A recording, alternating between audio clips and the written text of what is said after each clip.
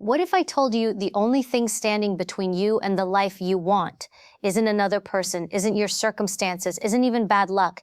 It's your own refusal to let go of what's already gone. Think about that for a second. How many times have you sat there, replaying the same conversation, the same betrayal, the same mistake over and over again, like pressing rewind on a movie that never changes? You know every line, every scene, every ending, and yet you keep watching.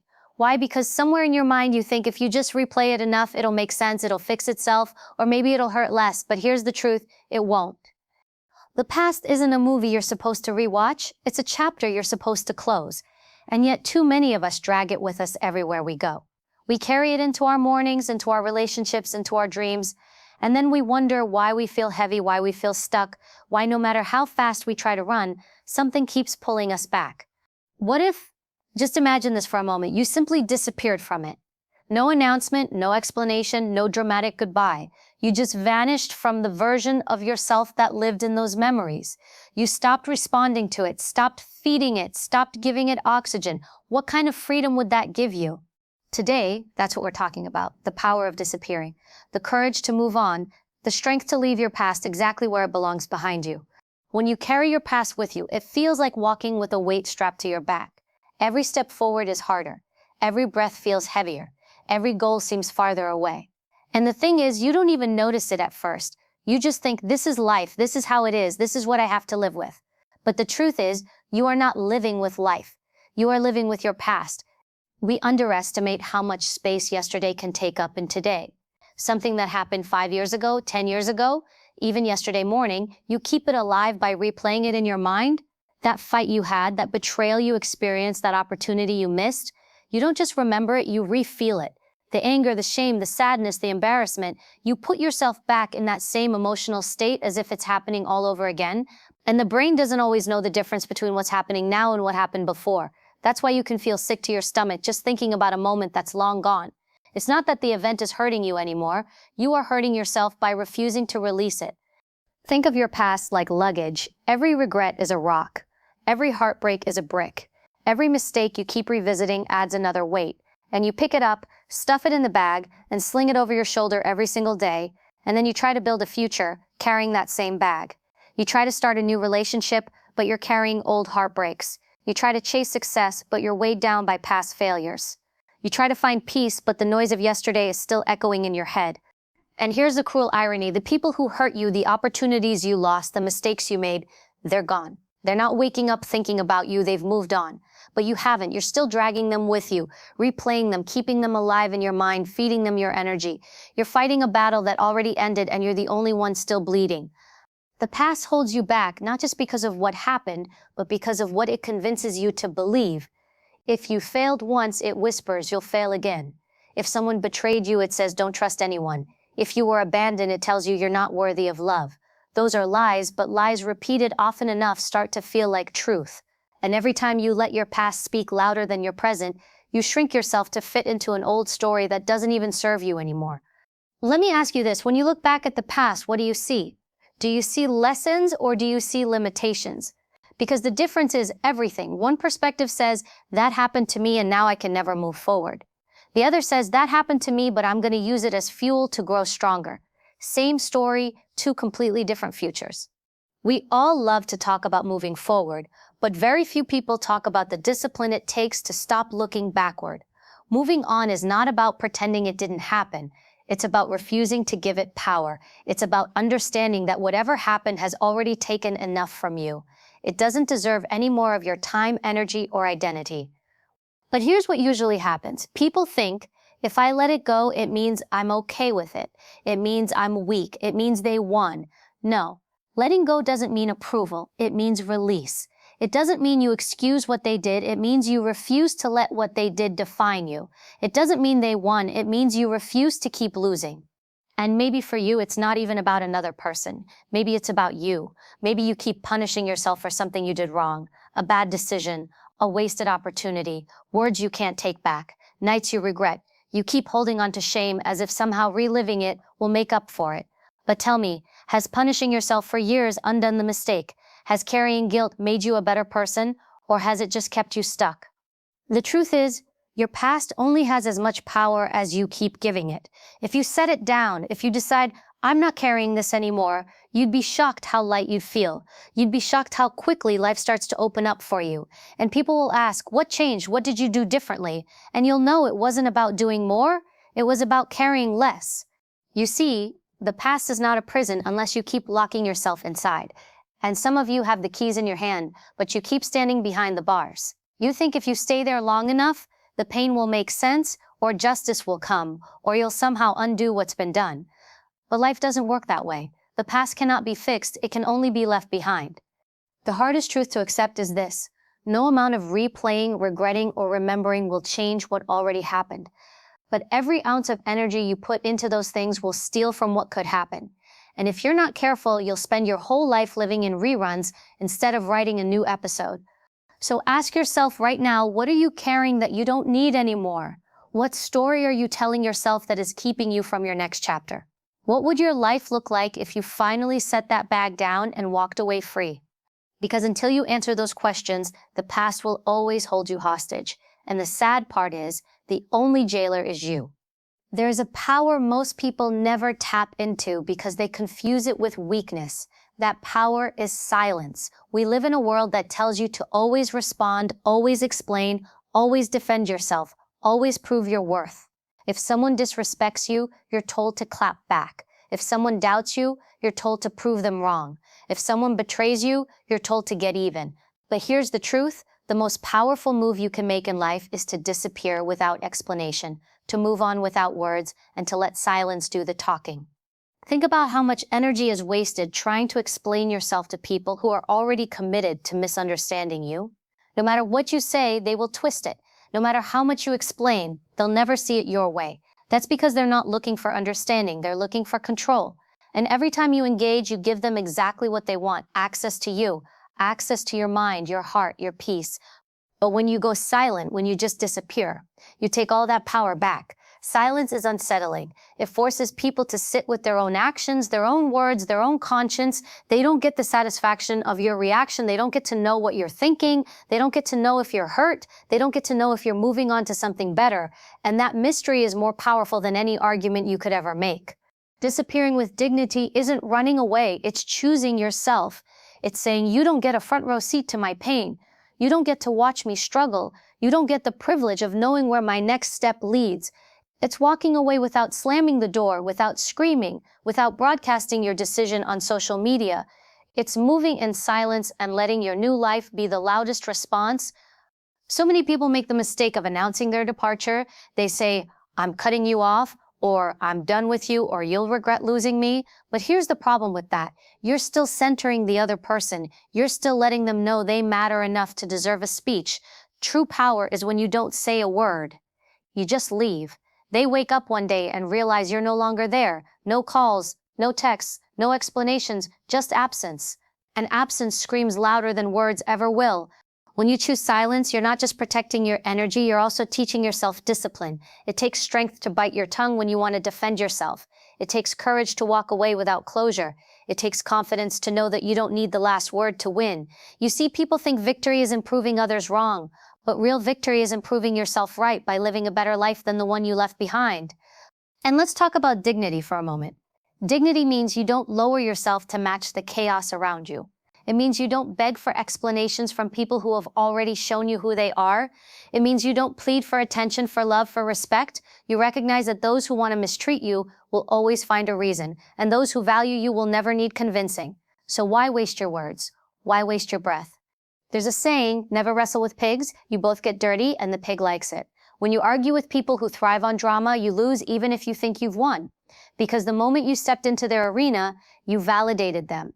But when you walk away, when you vanish without engaging, you starve them of the only thing they feed on, your reaction.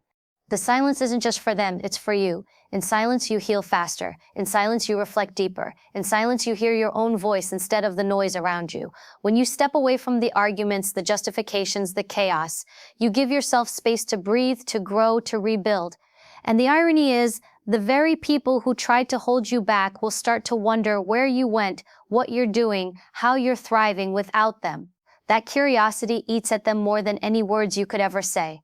Have you ever noticed how unsettling it is when someone doesn't give you closure?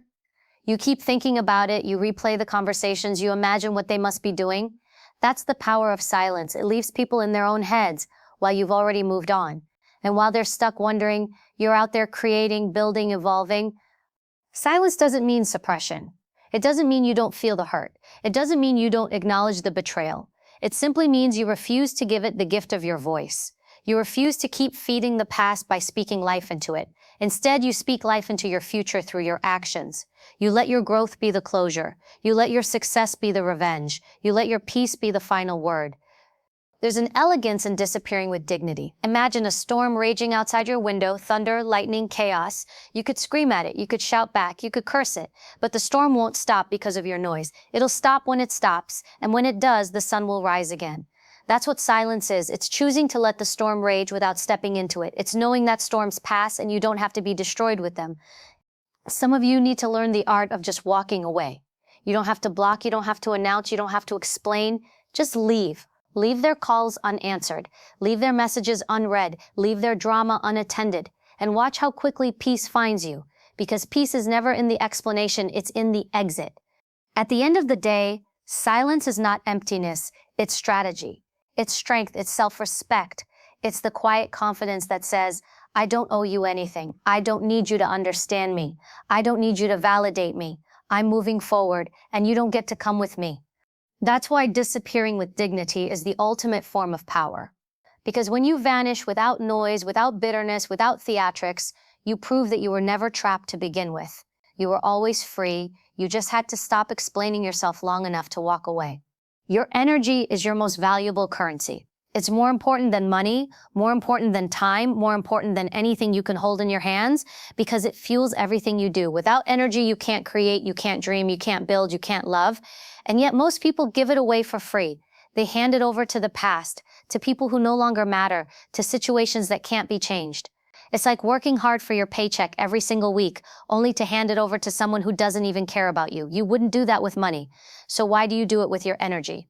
Think about how much of your mental space is occupied by reruns of old memories. You're at work, but your mind is somewhere else, replaying a mistake you made years ago. You're with someone who cares about you, but instead of being present, you're comparing them to the person who hurt you. You're trying to sleep, but your brain is busy holding imaginary arguments with people who aren't even in your life anymore. Every single one of those moments drains you. It doesn't just steal your peace, it steals your potential. Energy is like water in a cup. You only get so much in a day, and you have to decide where to pour it. Some of you are pouring it into the cracks of the past, resentment, grudges, regrets. And then when it comes time to pour into your future, into your health, into your goals, into your relationships, the cup is empty. And you tell yourself, I don't know why I feel so stuck, so tired, so unmotivated. But the truth is you're not out of energy. You're just wasting it on things that don't grow you. Here's the thing. Every thought, every memory, every time you bring someone back into your head who doesn't deserve to be there, you're paying rent for them. They're not paying you. They're not contributing. They're not adding value. You are the landlord of your mind, but you've become a soft landlord. You let the past live there rent-free, and as long as it's occupying that space, nothing new, nothing better, nothing greater can move in. Why do you think so many people stay stagnant? It's not because they don't have talent. It's not because they don't have dreams. It's because their energy is tied up in places it doesn't belong. They wake up in the morning already exhausted because they went to bed fighting battles in their minds that should have ended years ago. They waste their strength trying to prove things to people who don't matter. They spend their life trying to rewrite stories that are already finished, and then they wonder why they can't move forward. The truth is, you can't build a new life with old energy drains. You have to cut them off. And that doesn't always mean cutting people off. Sometimes it means cutting off the conversations you keep having with yourself about what could have been, what should have been, what you wish would have happened. Sometimes it means forgiving yourself for decisions you can't undo. Sometimes it means reminding yourself every day, that chapter is closed, that bill has already been paid, that tenant has been evicted. Ask yourself, where is your energy going? Really think about it. Who do you think about the most? Is it someone who inspires you, or is it someone who hurts you? What do you dwell on most often? Is it your vision for the future, or is it your regret for the past? What emotions fill your body daily? Is it excitement, gratitude, ambition, or is it anger, bitterness, shame? Your energy will always flow where your focus goes. And if your focus is stuck in yesterday, you're feeding ghosts instead of feeding your future. And let me be clear, reclaiming your energy doesn't happen overnight. It's not as simple as saying, okay, I'm done thinking about it. No, the past will try to creep back in. It will show up in memories, in triggers, and familiar faces. And every time it does, you have to make a choice. Do I give it my energy again, or do I redirect? Do I feed the wound, or do I feed the growth? That choice, made over and over, is how you build strength. That's how you train your mind to stop wasting energy on what doesn't serve you. Reclaiming your energy also means setting boundaries, not just with other people, but with yourself. You have to set limits on how much of your day you'll give to things that are already dead. Some people journal it out, some people pray it out, some people replace the thought with something productive. But whatever your method, you must have a strategy. Because if you don't, your mind will default to its old habits, and your energy will keep leaking out. And let's talk about the transformation that happens when you truly reclaim your energy. Suddenly you have more mental clarity. Ideas start to flow because your brain isn't clogged with resentment. You start to feel lighter because you're not carrying emotional weight. You start to see opportunities where before you only saw obstacles. Your relationships improve because you're actually present instead of distracted by the past. Your confidence grows because you're no longer defining yourself by old failures. It's not magic. It's simply what happens when you stop letting the past siphon your energy. Here's the reality. Life is always moving. Every day the clock ticks forward whether you're ready or not, and if you spend today feeding yesterday, you rob yourself of tomorrow. It's a debt you'll never recover from. But if you choose today to take your energy back, to stop giving it away for free, you'll be amazed how much changes, because the same energy you've been wasting on grudges and regrets can be redirected into building the life you keep saying you want. So, the next time you catch yourself thinking about the past, stop and ask, does this deserve my energy? Is this thought paying me back, or is it draining me? And if it's draining you, let it go. Imagine yourself closing the door. Imagine yourself reclaiming that energy and putting it where it belongs, into yourself, into your future, into your dreams. Because here's the truth. Your energy is sacred. Your energy is life. Don't let your past spend it like it's worthless. Make it earn its place. And if it can't, then it doesn't belong in your present anymore. Moving on isn't just about letting go of people or memories. It's not just about deleting phone numbers, blocking accounts, or avoiding certain places. Those things help, yes, but they're surface level. True moving on is deeper. It requires an identity shift. Because if you try to build a new life while clinging to the same version of yourself who lived in that old life, you'll always fall back into the same patterns. You can't carry an old identity into a new chapter and expect transformation. Think about it this way. The person you used to be, the one who tolerated disrespect, the one who accepted less than they deserved, the one who stayed stuck replaying the past, that person no longer exists, or at least they shouldn't. If you want to move on, you have to become someone your past can't even recognize. Someone so focused on growth, so locked into who they're becoming, that the old version of you feels like a stranger. Too many people try to move forward while still wearing the labels their past put on them. Maybe your past called you a failure, a victim, someone who always gets abandoned, someone who can't succeed. And because you've worn those labels for so long, you've started to believe they're true, but those labels are not facts. They're identities you accepted. And if you keep wearing them, you'll keep living in the same story. Moving on requires ripping off those labels and choosing new ones. It requires saying, I'm not who I used to be. I'm not defined by what happened to me. I'm not trapped in that old role. But here's the challenge. The old identity is comfortable. It's familiar. Even if it's painful, it's predictable. You know what to expect from it. And our brains love certainty, even if that certainty keeps us stuck. That's why people repeat the same toxic cycles. That's why they leave one bad relationship only to enter another just like it. That's why they quit one dead-end job only to settle into another that doesn't fulfill them. They didn't change who they were at the core. They just changed the scenery. So what does an identity shift look like in real life? It starts with your standards. The old version of you tolerated things, the new version won't. The old version of you explained themselves to people who disrespected them. The new version of you knows silence is stronger. The old version of you believed the past determined the future. The new version of you knows the future is rewritten every single day. It's not enough to say, I'm moving on. You have to act like the person who has already moved on.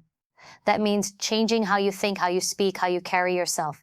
If your identity was once rooted in being the person who was hurt, then your new identity must be rooted in being the person who overcame.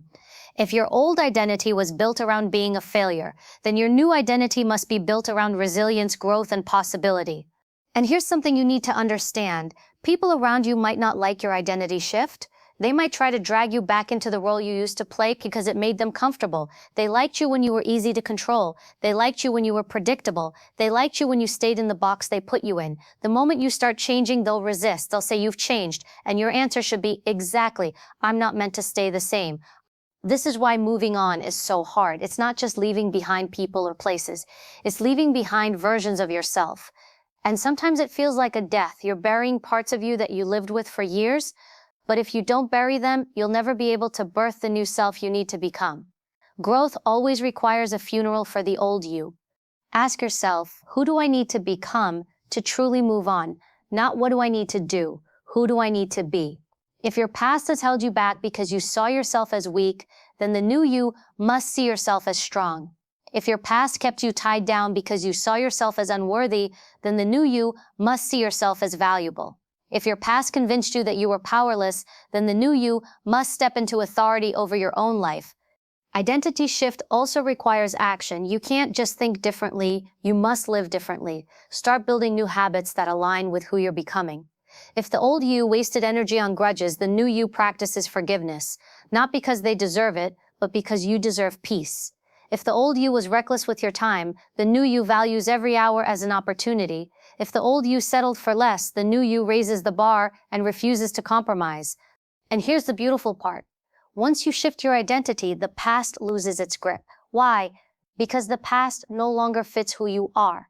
The memories are still there, yes, but they don't define you anymore. They don't even feel like they happened to you. They happen to a version of you that no longer exists. And when you see it that way, you can finally let it go. Moving on requires bravery. It's scary to step into the unknown, to let go of the identity that's been your comfort zone. But comfort zones are cages, and identity shifts are the keys. The future belongs to those who are willing to reinvent themselves, who are willing to let go of who they were to step into who they're meant to be. So if you want to move on, stop asking, how do I forget the past? And start asking, who do I need to become so the past doesn't define me anymore? Because once you become that person, you won't need to erase the past. It will naturally fade because it simply won't fit the identity of the person you've chosen to be. That's the secret. Moving on isn't about forgetting, it's about transforming. It's about becoming so new, so evolved, so strong that your past becomes irrelevant.